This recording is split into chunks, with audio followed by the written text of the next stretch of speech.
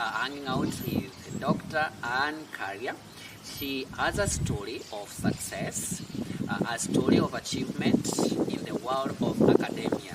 She's a voice in our community right now, and she's going to share beautiful insights on how she overcame the odds to be able to graduate effectively against a lot of challenges and the rules that exist in the world of academia. Let me welcome my guest and ask her to introduce herself. Dr. R. How are nice you, to have you today on set. Nice meeting you too after a long break. My name is Dr. Kaaria. I teach at Gaceri Women's University of Science and Technology. I'm a human resource management practitioner or professional, if I may put it in the simplest way possible. I love what I do. A PhD has been good to me. Actually, I graduated on 2nd December 2022. It has been 1 year. It is 1 year, how many months? Around 5 months since I graduated. And today I'll share what inspired me to do PhD, what PhD has actually done to me, what value it has added to me, what you can actually do to ensure that you also get to where I'll call it many of us, especially women, because we are quite a number, have gotten to. And collectively, we can contribute our small wins and bits to the growth of this world society. Yes, Doctor. Now, maybe you can tell our viewers who you are, like your background, where you went in high school, what you studied in college, like in a snippet. Okay. Yeah. Okay, Dr. Kaaria comes from Meru.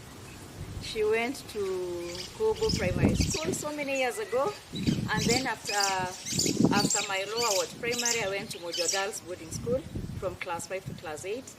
There I sat for my KCPE and scored 536 marks out of 700, and then I joined St. Mary's Girls High School Egoti, where I went through my high school education. May say I passed, I did well. I was admitted to actually pursue a Bachelor of Science degree in Kenyatta University, of which I joined Kenyatta University in September 2001, so I'm quite old. Then I pursued a Bachelor of Science degree in biochemistry and completed my studies in December 2004, December 2004, although I graduated on the following year. That I graduated in 2005. I took my career journey. I joined pharmaceutical industry in 2006, June 2006.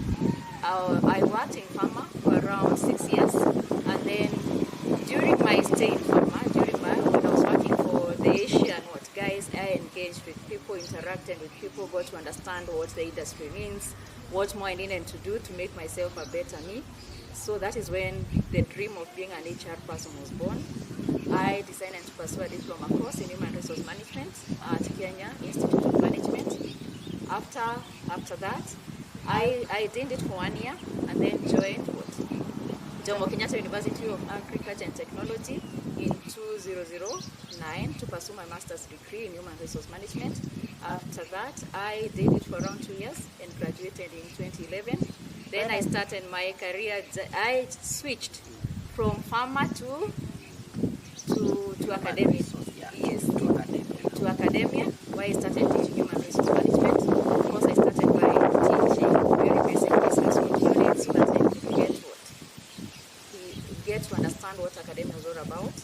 And then after that, I have grown in academia.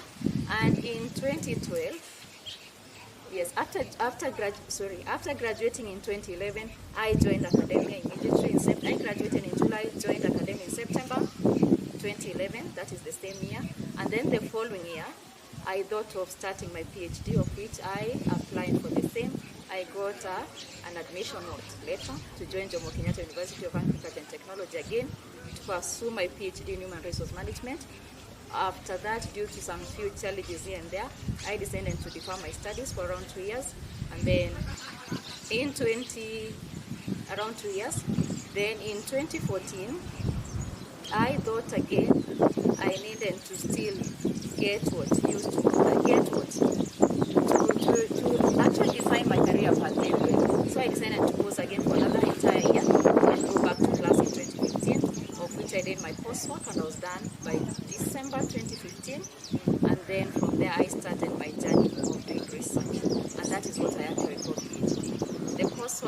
was just what?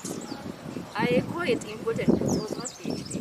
PhD is actually research. That is when actually academia meets the industry. I put it like that. That's a beautiful journey, long journey at the same time. For me, it shows like it's actually a real story of resilience, a story of determination. I'm thinking, how has been the journey and what challenges? Like, for example, you finished your you started doing your research from 2015, 2016, Yes. and you graduated last year, but one in December 2022. Yes. Okay, the journey was quite hectic, but very interesting. Yeah. I got to learn a lot.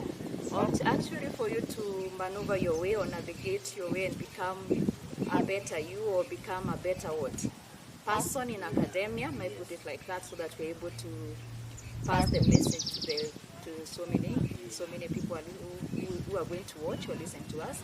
So I can say when there are so many challenges, but I had to learn and actually adapt.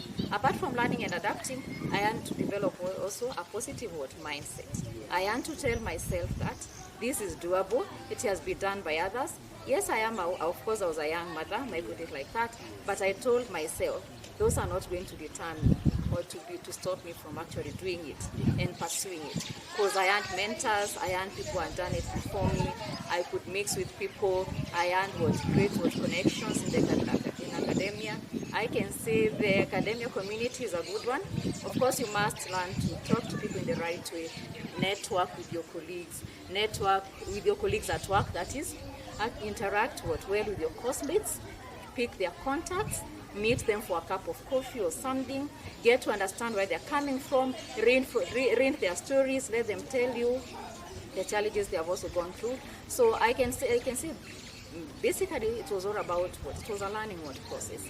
Learning, relearning, and learning what was not what. Keeping in my mind and actually getting to understand where others are coming from and what they had done. Of course, I had to listen to so many stories, attend so many functions with like-minded people.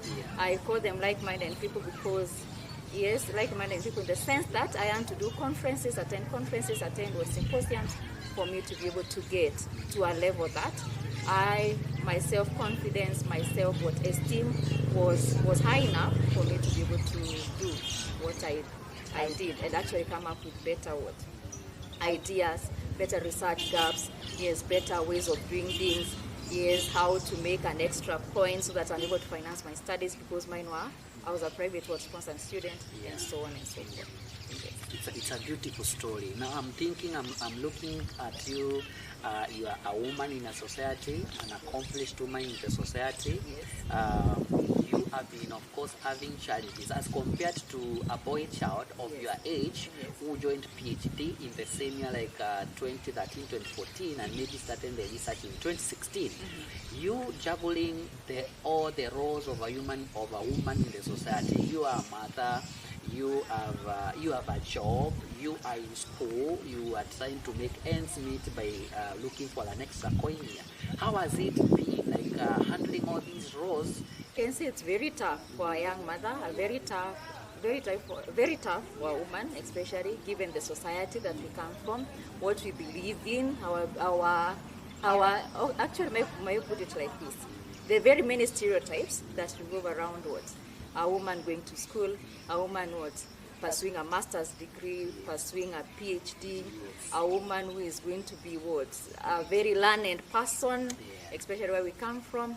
I'm sure there are so many myths that revolve around, very many myths and stereotypes that we must actually break so that we're able to forward or move forward. Now I can see it has not been easy, especially when you're actually multitasking. Is what my point. It's a good thing because it enables a woman to actually do the much I can do. I believe the boy child cannot be able to do as much as I can do. Because at the end of the day, I am a mother who must go home, prepare my children, assist them do their assignments or their homework, and after that I make sure that they have eaten well and gone to sleep. And mother, I have to make sure that I have prepared everything for the following day, so that the moment I'm back at home in the evening, I don't have to start jumping from one room to another. Yes, actually not doing what I'm supposed to do, what I'm supposed to be doing. And of course, there's a lot of time management that is involved for you to be able to maneuver your way. And actually have a very good family, have very good children who can actually say that they have a mother in the house. Of course, I didn't want to be an absent mother, so I had to do as much as I can to ensure that my children felt the love that they desired, the love that they needed. So it was not easy. I can say initially I had a very supportive partner, although things went south in the process. That is something that is a story for another day. But now with a supportive family, with very brilliant minds around you, with a very good family, I can say I can thank God for my sisters, for my brothers, for my parents, my mother, my father, who always kept on asking and pushing me to do what I needed to do. Of course, apart from the finances, chipping in once in a while, especially my mom, she kept on telling me, you must actually do this. You have to do this. She used to be a primary school teacher, although I retired. She retired in 2011. Yes. So she kept on telling me that you must succeed me in this profession as a doctor. Nothing more, nothing less. So I had to do it. I had to actually think about it. I had to get the right mentors. I had to walk a long academic journey with the right people. Yes. So I call upon any person who is willing to join this and to actually start this long journey to actually get the right people. Get the right people in the academic community. Don't walk alone. When you're doing your coursework, identify your keywords, pillars. I might call them key pillars. Because every now and then you'll have to go back to them and ask them a few questions here and there. So this is a journey that you cannot afford to leave people behind. You must work with people, you must meet with the right people. You must, for those of us who go to church, of course, prayer must be your the very first thing that you do every time you wake up in the morning or in the evening when others go to bed and you want to sit for around two hours. You must ask for sufficient grace from heaven for you to be able to identify the very many gaps. Of course, reading is not easy. Literature review has never been easy and it will never be easy. So those are the special graces that you get and the strength that comes from above that gives you the courage, the confidence to actually move and actually sit for those 2 hours despite despite having a long day and so on and so forth. So I can say you have to actually be a very good time manager, have the right mentors, mix with the right people, attend conferences. Those are very, very important. And at the end of the day, have the right supervisor. And apart from having a right, some of you may ask, how do you get a right supervisor? Through referrals. Get referrals. Get the right people to actually guide you to the right people. And of course, if you're guiding to the right person and you fall in the hands of the right person, I can tell you for sure things are going to work for you. And I'm not saying there are some universities that give supervisors. If you happen to go to one, just mix with the person. Learn basic human interaction or we call them interpersonal skills or human skills, is it? Are very effective communication skills that are going to enable you get closer to the person or to the supervisor that you're going to be given by the university. So what I can basically say, there are skills that you need to learn. Soft skills are everything. You cannot run away from. Apart from the technical skills, learn some basic soft skills, and they are going to assist you build those good networks, build your self-confidence, because at the end of the day, self-confidence is actually everything when it comes to matters academia. You cannot be asking people things when you don't believe in yourself. You must start from believing in yourself so that people are able to believe in you. And I keep on telling everyone, don't pour from an empty cup. Don't go looking for people to actually give you ideas. I'm sure some people are some people, you could be passionate about something. There are things that we keep on seeing around us. Of course, maybe you want to provide a solution to an existing challenge or problem in the society or in your profession, what you need to do is actually think about it. Because when you think about pursuing a PhD, it means that you've gone through undergraduate, you've gone through your masters, and when you're learning, there are things that you see in the course of during that particular time, in the course of your learning. So what I can say, don't always wait for people to tell you what you need to do. Have something that you are an idea, so that the person you're going to approach, or the supervisor that you're going to be given, who is going to work with you during, or work with you during that particular academic journey, yes, can actually see that you have something. Is or our work will just be guiding you, actually assisting you fine-tune your topic, and collectively you can forge a way forward or come up with a better topic, a better research, better research objectives, and at the end of the day you will be successful. Now to a girl child who is like now looking up to you, and you are a symbol of success to them. How would you tell them about the importance of course setting? Because like most of the people think like if they doesn't have the finances to push them through the PhD, so like they are not able to start. So if you weigh finances, availability, and the power of course setting, how do you I'll tell a young girl, not only a young girl, I'll tell anyone that where there is will, there is. Don't always look at the finances. I didn't have money myself, and no one has ever had a lot of money, a lot of it, by put it like that, so that we're able to pass the message. So you just need a few thousands of shillings, by put it like that. Just do your market, do your research, do a mini research, a mini survey sort of.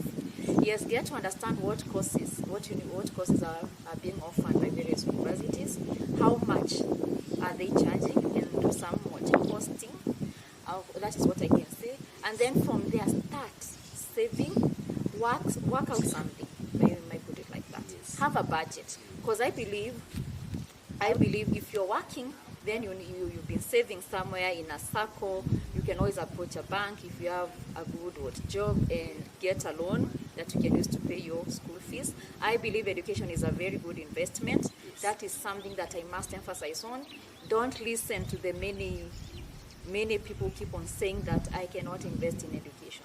Education is not all. That is how they put it. But I will tell you today that education is all when it comes to somebody like me. Because without education, I'm sure I would not have the voice that I have today. So what I can basically tell a young girl who is thinking, or anyone who is thinking about pursuing a PhD, money should not stop you or deter you from pursuing your education. It doesn't matter how anyone looks at it. Just start by saving, then save in a circle. Yes, of course, there are some families who have got some chamas. Yes. Save in a chama, family chama, then secure a loan. Go keep it somewhere in a bank or somewhere in a fixed deposit account somewhere. Yes. And then pay for that loan for 1 year or 6 months. Then take another one. I believe the interest rates in circles and those family chamas are very much lower. Yes, and very friendly or very affordable.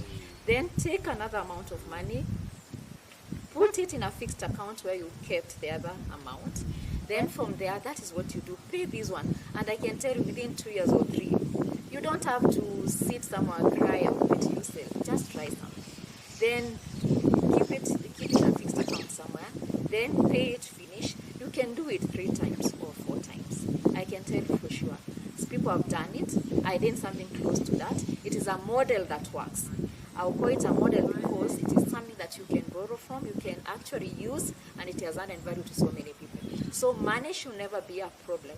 It should not stop your dream, because if your dream is to join academia or become a key opinion leader in the industry, and of course, you know, there's the beauty that comes. I call it a beauty, because this title does not just come. Exactly. You work for it, and there's some respect that comes with it. Yes. There are some societal words. I call them societal benefits in quote and quotes that you enjoy from having it. So I would tell a girl, because finances is the biggest challenge, the biggest problem that we have as a society.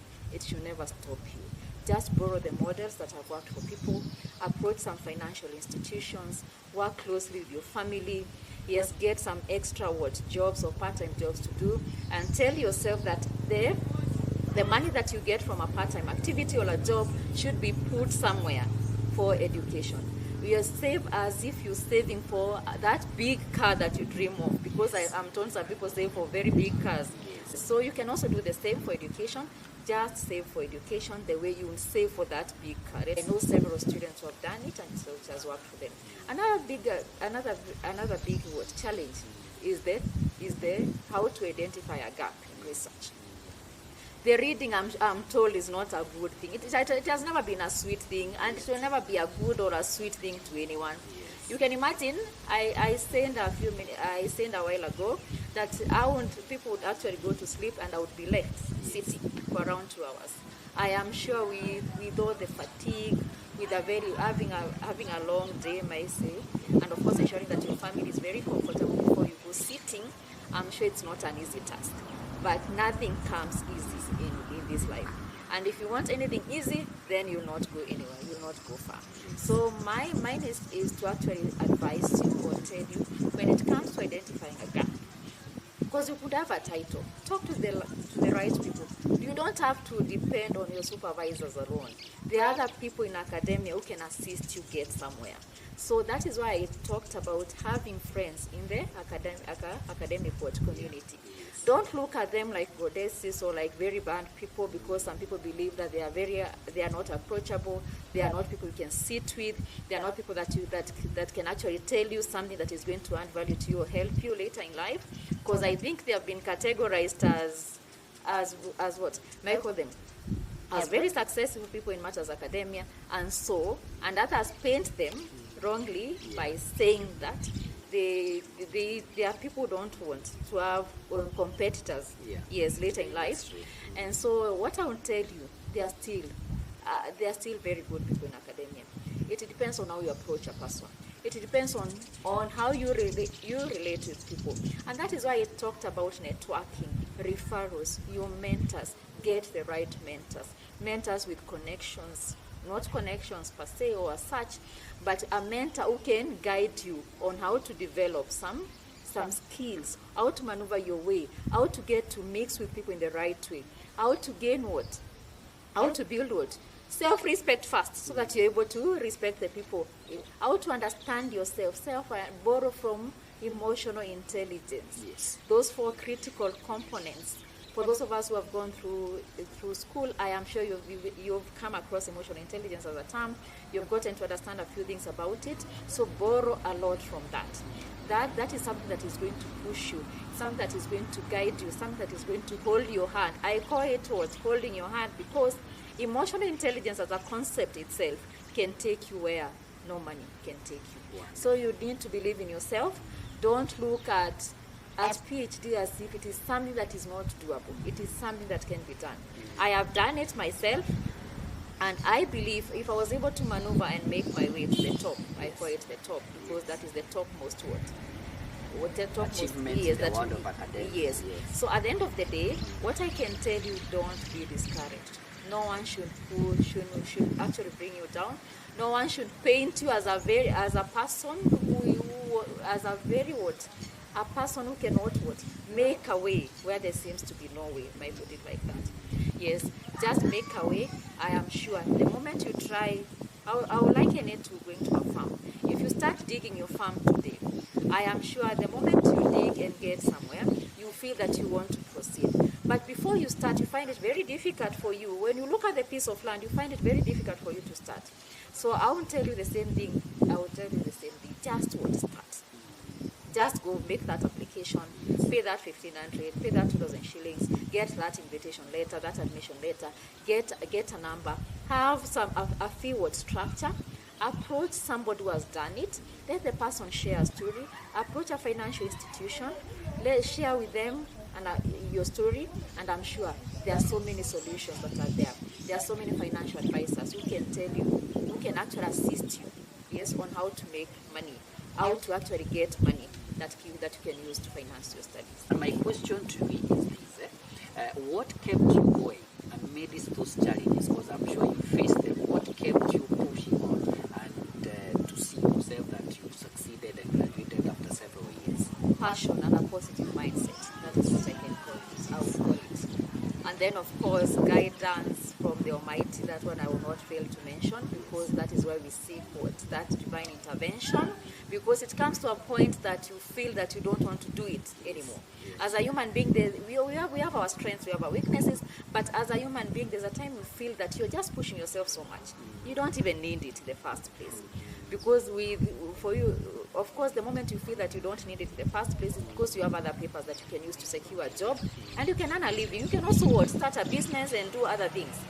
But with a positive mindset, with divine intervention, with the right people around you, you are able to, I will call it a fall, because I believe most of the people call it a fall. Well, the moment you fall, don't just remain on the ground.